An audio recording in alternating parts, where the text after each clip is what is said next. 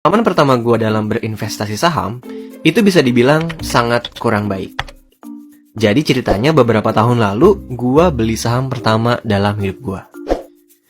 Sama seperti kalian semua, gue pun bingung mau beli saham apaan.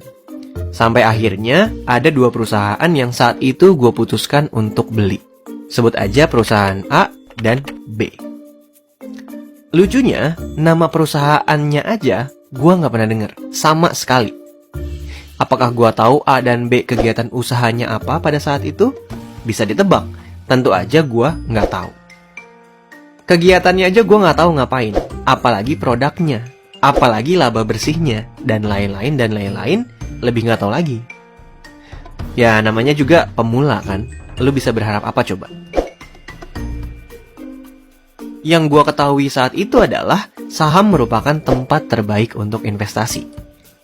Tapi yang nggak gue ketahui adalah ternyata nggak semua saham perusahaan itu baik untuk diinvestasikan. Singkat cerita, 2 tahun kemudian, apa coba yang terjadi? Turun dong sahamnya. Dua-duanya lagi turun. Sampai uang gue itu minus kira-kira 70% lebih. Alias duit yang gue investasikan itu tinggal 30%. Lalu gue mikir, kok bisa ya? Ternyata setelah gue cari tahu lebih lanjut, gue berinvestasi pada 2 perusahaan yang tipenya adalah perusahaan siklikal. Gue berinvestasi saat puncak siklusnya udah lewat. Jadi sahamnya kebetulan turun terus tuh selama 2 tahun itu.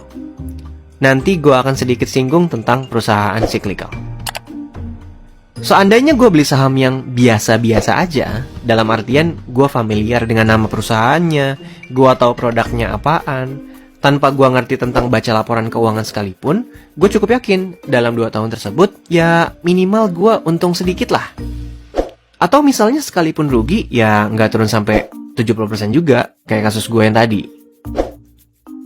Kerugian yang terjadi pada kasus gue adalah murni kesalahan gue.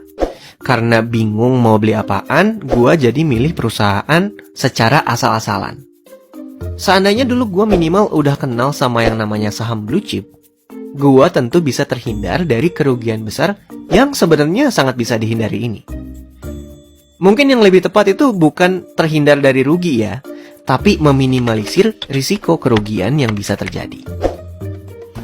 Nah, tadi gue nyebutin saham blue chip. Sebenarnya apa itu saham blue chip?